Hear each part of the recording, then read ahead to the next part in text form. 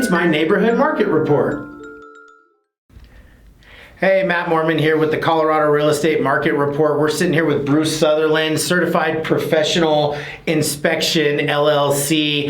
Here to talk about inspections with Bruce. Bruce, how you doing today? I'm doing awesome, man. How you doing? Awesome, great. Bruce has been doing this for a long, long time, so I'm excited to have him here and kind of, spend some time to talk about some of the things to look for in a home inspection, and, we'll just do a little question and answer session for you guys, and we'll kind of go from there. How's that sound, Bruce? That sounds great, man. Good, man. So let's start with what do you look for when you first start in a roof with a home inspection? What are some add-ons that you do? Things like that. Well, before I even get to the site, I'm actually inspecting the neighborhood. Okay. I'm looking for radon mitigations in the homes to help me get an idea of radon in the area. I'm looking at trees, I'm looking at other structures, the age of the homes. So that kind of gives me an idea of what I'm walking into with the neighborhood. Sure. So can you explain a little bit what radon is? Yep. So, a lot of people don't fully actually understand what that is. This is actually Radon Awareness Month. Okay. January, wow, so that's great. Radon is a breakdown of uranium. Okay. That's in the ground.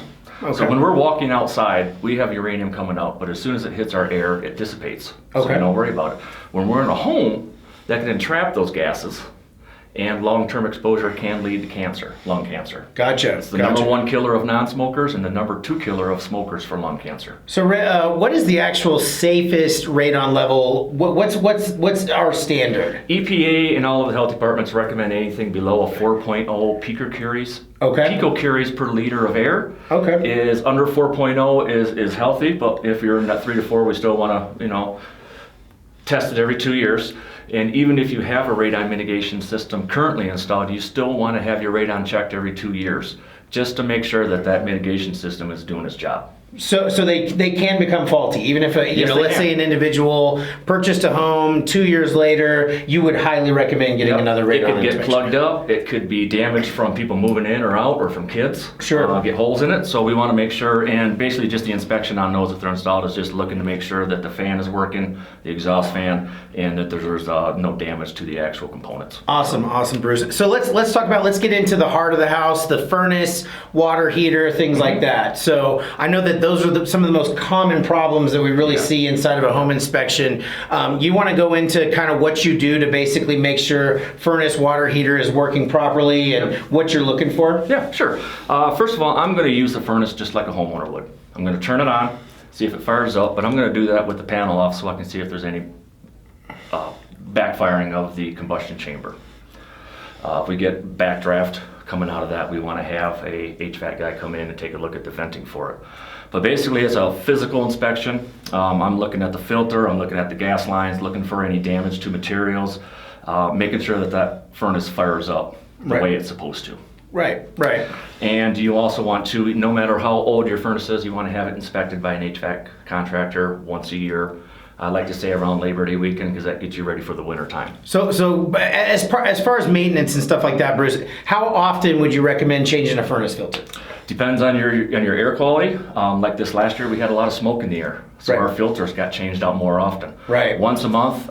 It really depends on the usage, how much you use it, and what type of filter. If you're just doing the web style filter, or if you're doing a pleated HEPA filter, look at the recommendations on those from the manufacturer on when you should change those out. Awesome, Bruce. Awesome. So onto the water heater and stuff like that. So what are we doing with the water heater, and what are the things that you're looking for, and how long? So when do you get a red flag as far as a water heater? Like how old, stuff like that? Water heaters typically last a lifetime of about 15 years. Okay. Depending on usage and maintenance. Right. And a lot of people don't know, but you can actually, as a homeowner, drain your hot water heater yourself. Right. To get the particulates out of there, any calcium, iron deposits, stuff like that. There's some wonderful videos on YouTube. If you're not comfortable doing it, hire a professional. But what I'm looking for is any leaks. I'm looking for proper venting. We don't want any combustible gases coming back down in the house. I'm looking at plumbing lines for leaks. I'm making sure that the gas line has a drip loop so that no particulates get into your gas chamber.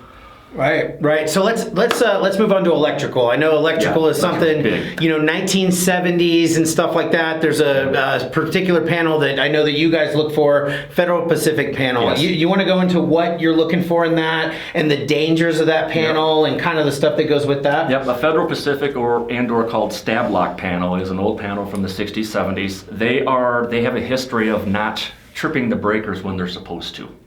Right, which can cause fires. which can cause fire, shorting out, arcing, all that kind of stuff. Gotcha. When I pull those off, I'm looking for double tapping of breakers, which is putting more than one Romex wire, hot wire onto a breaker. We only want one wire per breaker, unless if it's rated for it, but most of them aren't.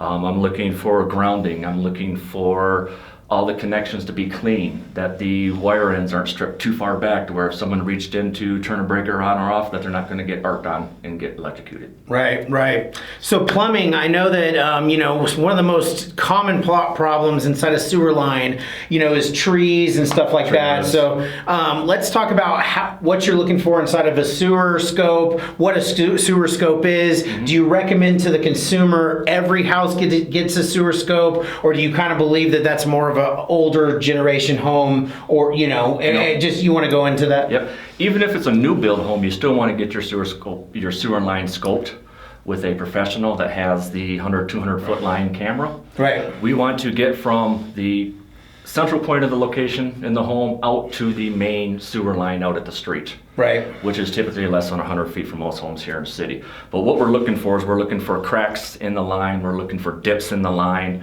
blockage, roots, and I'm finding more issues with the older homes. Okay. Even on new homes, I have seen it to where they lay the piping in, they're excavating, heavy equipment's going over the front yard, they don't think of it, and I have actually come across one broken sewer line on a new build this year. Oh, okay. So we call that.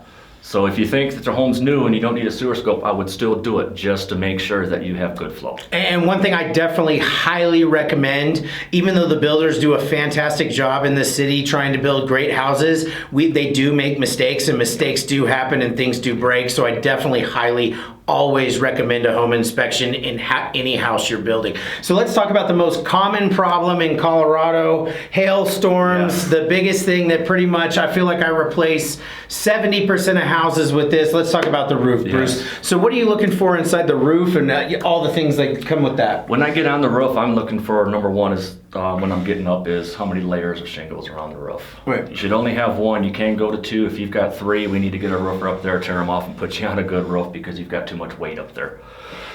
Looking for hail strikes.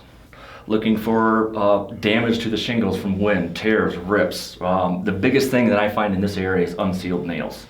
Okay. Especially on your ridge caps, you've got your caps coming up, and those end caps at the very end, I find a lot of those nails are not sealed, where water and ice can get in there and prematurely deteriorate that shingle and actually cause moisture issues into your attic structure. Awesome, Bruce. So, Bruce, if somebody's getting a home inspection and they're not working directly with me, how do they get a hold of you, Bruce? They can find me online at www.certifiedprofessionalinspectionsllc.com.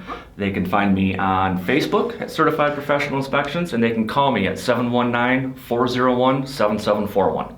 Hey, thank you guys so much for joining us today. We're just going to continue this Colorado Real Estate Market Report. Thanks, Bruce, for being my guest today. Thanks for having me. Yeah, absolutely. And if you're looking for homes, ColoradoRealEstateUS.com, 720-323-4344. Contact Matt Mormon. Thanks, guys. Thanks. Cool. Thanks, brother.